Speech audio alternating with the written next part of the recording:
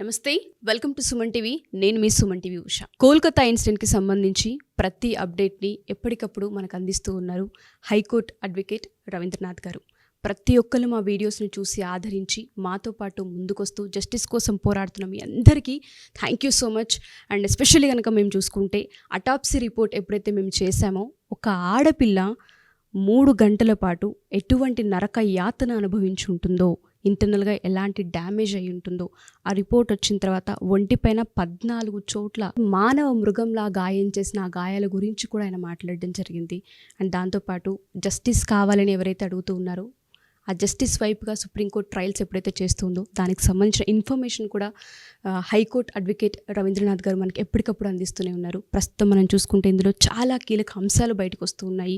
ఇవాళ రిపోర్ట్ అసలు ఏ విధంగా ఉంది అండ్ దాంతోపాటు జస్టిస్ ఏ విధంగా ముందుకు తీసుకెళ్లే అవకాశం ఉంటుందన్న వాటిపైన హైకోర్టు అడ్వకేట్ రవీంద్రనాథ్ గారు ఉన్నారు. ఆయన అడిగి తెలుసుకుందాం.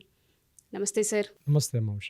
కోల్కతా ఇన్సిడెంట్ ఏదైతే ఉందో ఎన్నో ఎపిసోడ్స్ ఇన్ఫర్మేషన్ మీరు అందించడం జరిగింది. First of all thank you so much. ఇవాళ కనుక మనం చూస్తే ఏ విధంగా ట్రయల్స్ జరుగుతున్నాయి, పూర్తి ఇన్ఫర్మేషన్ ఏంటి, ఏ విధంగా జస్టిస్ జరిగే విధంగా ముందుకెళ్ళే అవకాశాలు ఉన్నాయంటారు? ఉష గారు, యాక్చువల్గా మనం అనుకున్నట్టుగా అటాప్సీ రిపోర్ట్ మనం అప్పటి నుంచి వీడియోస్ చేస్తున్నాం. దీనికి సంబంధించి జస్టిస్ అభయ పేరు మీదుగా జాతి యావత్తు ఆ సేతు హిమాచలం కూడా ముక్త కంఠంతో ఆ అమ్మాయికి న్యాయం జరగాలి, నిందితుల్ని ఉరితీయాలి అని ముక్త కంఠంతో ఆ సేతు హిమాచలం ప్రతి ఒక్కరు జాతి మత కుల లింగ వివక్ష లేకుండా ప్రతి ఒక్కరూ ముక్త కంఠంతో ఈరోజు కోరుకుంటున్నారు.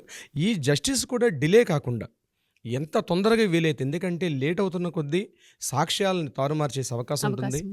రాజకీయ నాయకులు కావచ్చు, రకరకాల అదృశ్య హస్తాలు దీని మీద ఇన్ఫ్లుయెన్స్ చేసి జరగాల్సిన న్యాయం జరగకుండా లేట్ అయ్యే అవకాశం ఉందని ప్రతి ఒక్కరు తొందరగా కోరుకుంటున్నారు. ఇమ్మీడియట్గా ఈ విషయంలో మనం సుప్రీంకోర్టుని మనం అప్రిషియేట్ చేయాలి. జ్యుడిషియరీ ఎప్పుడు కూడా మేము మీకు అండగా ఉంటాం, ఈ జాతికి మేము అండగా ఉంటామని జ్యుడిషియరీ ఇంగైనటువంటి సుప్రీంకోర్టు, దేశంలో అత్యున్నత న్యాయస్థానటువంటి సుప్రీంకోర్టు, అది కూడా సిజేఐ గారి నేతృత్వంలో ఒక త్రిసభ్య కమిటీ ఫామ్ అవ్వడం, ఇమ్మీడియట్గా సుమోటోగా తీసుకుని ట్రయల్ స్టార్ట్ చేశారు. వాళ్ళు ఎప్పుడైతే స్టార్ట్ చేశారో ఇమ్మీడియట్గా వాళ్ళ యాక్షన్స్లో దిగి అటు సిబిఐ కానివ్వండి, ఫోరెన్సిక్ రిపోర్ట్కి, గవర్నమెంట్కి, అన్ని సెగ్మెంట్స్కి, ఇందులో ఎవరెవరికైతే ఇన్వాల్వ్మెంట్ ఉంటుందో పోలీసులకి, లోకల్ పోలీసులతో సహా మనకి తెలిసినవి కొన్ని, మనకి తెలియనివి కొన్ని, మన సిజిఐ చంద్రచూడ్ గారి నేతృత్వంలో జరిగేటువంటి ఏదైతే డెవలప్మెంట్స్ ఉన్నాయో త్వరితగతిన జరుగుతున్నాయి ముందుకి. అందులో భాగంగా డే ఆఫ్టర్ బిఫోర్ ఒకసారి ఒక ట్రయల్స్ జరిగింది. ఇమ్మీడియట్గా అందరూ కూడా ప్లాన్ ఆఫ్ యాక్షన్లో దిగారు. దానికి సంబంధించి ఈరోజు 22వ తారీఖు ఈరోజు కూడా ట్రయల్స్లో అవన్నీ కూడా సబ్మిట్ చేయమని చెప్పించారు. అంటే దీన్ని 2 రకాలుగా, ఒకటి సిబిఐకి, at the same time SIT special investigation టీమ్కి గైడ్లైన్స్ ఇచ్చారు. At the same time state గవర్నమెంట్కి కూడా, మమతా బెనర్జీ గారు స్టేట్ గవర్నమెంట్కి కూడా అందరికీ గైడ్లైన్స్ ఇచ్చారు. ఈరోజు ఇంటర్మ్ రిపోర్ట్స్, టోటల్ రిపోర్ట్స్ కాకపోయినా ఒక ఇంటర్మ్ రిపోర్ట్స్ అంటారు, అంటే మధ్యంతరంగా ఏం జరుగుతుంది, అట్లీస్ట్ బేసిక్ ఇన్ఫర్మేషన్ ఇవ్వండి, దాన్ని బేస్ చేసుకొని ట్రయల్స్ ఇస్తాం. జనరల్గా ఏం చేస్తారంటే డిస్కషన్ జరుగుతాయి, రిపోర్ట్స్ వచ్చేసరికి టైం పడుతుంది. ఓకే, మంత్స్ టుగెదర్, ఒక 1 వీక్ 10 డేస్ అని కాకుండా జస్ట్ ఓన్లీ 1 డే టైం ఇచ్చి ఇమ్మీడియట్గా ఇంటర్ రిపోర్ట్స్కి వీళ్ళని ముందుకు తీసుకెళ్దాం. రిపోర్ట్స్ ధర్మాసనానికి అందరం కూడా, దేశం యావత్తు కూడా అప్రిషియేట్ చేసినటువంటి అవసరం అయితే ఉందండి ఉష గారు. సో మీరు అన్నట్టుగానే నిన్న కూడా నేను ఒక విశ్లేషణ చూశాను సార్ మీది, అందులో అదృశ్య హస్తం కూడా ఉంది అన్న వర్డ్ని ఒకటి మీరు యూస్ చేశారు. దానికి సంబంధించిన విచారణ ఎక్కడి వరకు వచ్చింది, దానికి సంబంధించిన అప్డేట్ ఏమైనా ఉందా అండి? మమతా బెనర్జీ గారి యొక్క మేనల్లుడు రివీల్ చేస్తున్నాను సాహసం చేసి, అభిషేక్ ముఖర్జీ, అతను ఇన్వాల్వ్మెంట్ ఉండొచ్చు. ఎందుకంటే వాట్సాప్ చాట్ చూస్తారు సందీప్ ఘోష్కి అలాగే అభిషేక్ ముఖర్జీకి మధ్య. ఇతను తృణమూల కాంగ్రెస్లో ఒక కీలకమైన నేత. ఇతను తృణమూల కాంగ్రెస్ పార్టీ నేత కూడా మమతా బేగం అంటారు, మమతా బెనర్జీ అంటారు. సో బెనర్జీ బేగం అనే తర్వాత విషయం. అయితే ఇందులో ఈ విషయంలో తన యొక్క ఇన్వాల్వ్మెంట్ ఉన్నట్టుగా కొన్ని రిలీజెస్ జరుగుతున్నాయి. అది ఊహాగానాల వరకు ప్రస్తుతం అయితే పరిమితమైంది. అది మనకు వస్తున్నటువంటి న్యూస్ రిపోర్ట్స్ ప్రకారం మనకి ఈవినింగ్ వరకు కొంత అప్డేట్ వచ్చే అవకాశం అయితే ఉంటుంది.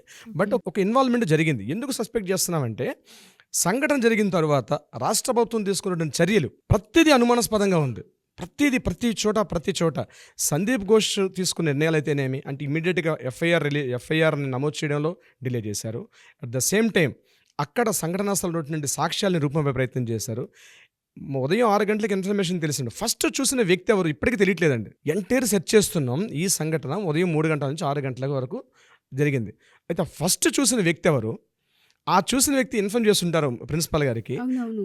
ఆ 3 గంటల నుంచి 6 గంటలు జరిగిన తర్వాత 6 గంటలకి ఫస్ట్ చూసిన వ్యక్తి ఇన్ఫార్మ్ చేసిన తర్వాత 6 గంటల నుంచి 9 గంటల వరకు అంటే లోకల్ పిఎస్కి ఇన్వాల్వ్మెంట్ తలానే పోలీస్ స్టేషన్ పరిధిలోకి వస్తుంది కాబట్టి ఆ 3.5 అవర్స్లో సందీప్ ఘోష్ ఎవరెవరితో మాట్లాడారు, ఏమేం జరిగిందని ఇప్పటికీ అది మనకి పబ్లిక్లో తెలియట్లేదు.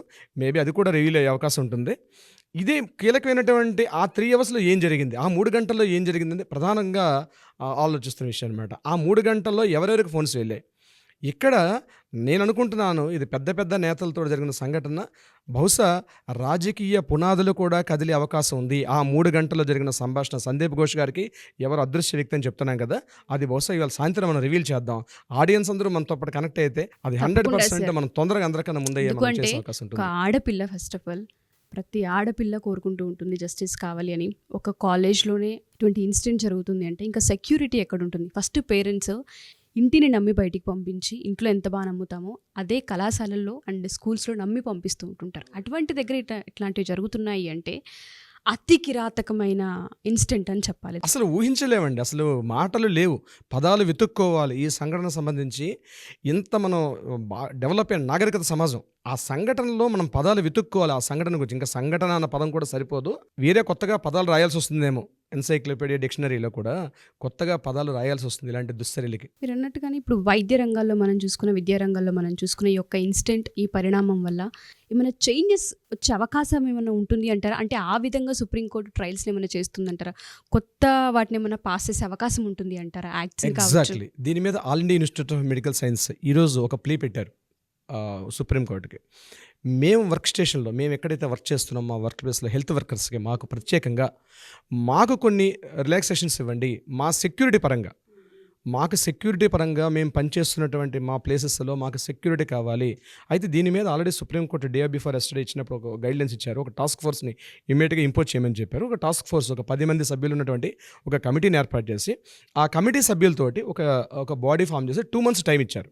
2 monthsలోగా మీరు ఈ హెల్త్ వర్కర్స్కి అలాగే డాక్టర్స్కి, ఎందుకంటే రాత్రి mid night day and night తెలియకుండా వర్క్ చేస్తారు కాబట్టి ఎస్పెషల్లీ అక్కడ పనిచేస్తున్న స్త్రీలకి ఒక గైడ్లైన్స్ ఇవ్వాలి. ఒక స్పెషల్ టాస్క్ ఫోర్స్ ఏర్పాటు చేశారు. అదృష్టవశాత్తు ఆ టాస్క్ ఫోర్స్లో మన జి నాగేశ్వర రెడ్డి గారు ఒక మెంబర్ ఉన్నారు. ఓకే. అందులో మనం ప్రౌడ్గా చెప్పుకోవచ్చు. ఏజీ హాస్పిటల్ చెందినటువంటి జి నాగేశ్వర రెడ్డి గ్యాస్ట్రెంటాలజిస్ట్, అతను కూడా ఇందులో కీలక సభ్యుడిగా అందులో అపాయింట్ అయ్యారు. మనం ఈ ముఖంగా కూడా ఆయనకి మనం అప్రిషియేట్ చేయలేదు, ధన్యవాదాలు తెలుపుకోవాలి. అది కూడా ప్రౌడ్గా ఒక తెలుగు వాళ్ళకి. నెంబర్ 2 ఏంటంటే all Indian institute of medical science chairman కూడా హెడ్ ఆఫ్ ద ప్రెసిడెంట్ కూడా మన తెలుగువారు, ఆయన పేరు ఎం శ్రీనివాస్ గారు కూడా, ఇద్దరు తెలుగు వాళ్ళు ఆ టాస్క్ ఫోర్స్ కమిటీలో ఉండడం కూడా గర్వించదగ్గ విషయం. జాతికి ముఖ్యంగా వైద్య వృత్తిలో ఉన్నటువంటి హెల్త్ వర్కర్స్కి ఈ మార్పు ఏదైతే ఉందో రాబోయే రోజుల్లో ఒక మంచి సంస్కరణ జరిగే అవకాశం ఉంది. అందుకని ఈరోజు ఏం చేశారంటే వాళ్ళు ఒక ఇంటర్మ్ ఒక రిట్ పిటిషన్ పెట్టారు, ఒక ప్లీ చేశారు వాళ్ళు. సో సుప్రీంకోర్టు కూడా ఇమీడియట్గా దాన్ని యాక్సెప్ట్ చేసింది.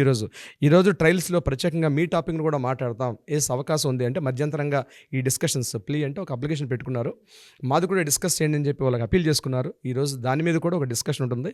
వీళ్ళైతే ఈవినింగ్ వరకు మనం అది కూడా అప్డేట్ చేసే అవకాశం తప్పకుండా ఉంటుంది. సార్, తప్పకుండా.